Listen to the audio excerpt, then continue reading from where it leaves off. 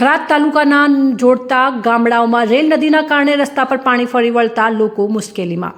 થરાદ તાલુકાના ધાનેરા પટ્ટા બાજુના ગામડા થરા, કિયાલ, ડેડુઆ અને થેરવાડાને રેલ નદીના વહેણના કારણે રોડ પર પાણી ફરી વળતા લોકો મુશ્કેલીમાં પડ્યા છે। બાળકોને શહેર ભણવા જવા માટે પાણીમાંથી પસાર થવું પડે છે અને ઇમરજન્સી સમયમાં લોકોને દવાખાના સુધી પહોંચવામાં પણ ખૂબ જ મુશ્કેલી પડે છે। રેલ નદીના વહેણ વધારે હોવાથી લોકો ભયની સાથે રસ્તો પ્રસાર કરે છે। લોકોની થરાદના ધારાસભ્ય અને વિધાનસભાના અધ્યક્ષ શંકરભાઈ ચૌધરી જોડે માંગ છે કે આ રેલ નદીના જ્યાંથી નીકળે છે એ રસ્તાને બ્રિજ બનાવી લોકોને મુશ્કેલીમાંથી આઝાદ કરે। લોકોની માંગ છે કે વારંવાર તંત્રને જાણ કરવા છતાં કોઈ સોલ્યુશન આવ્યું નથી। આ સમગ્ર વિશેષ અહેવાલ અગ્રણી કીર્તિજી ઠાકોર કિયાલ પોતે જાતે મીડિયા સમક્ષ રજૂઆત કરી હતી। અહેવાલ જગતાજી ઠાકોર વાવ થરાદ।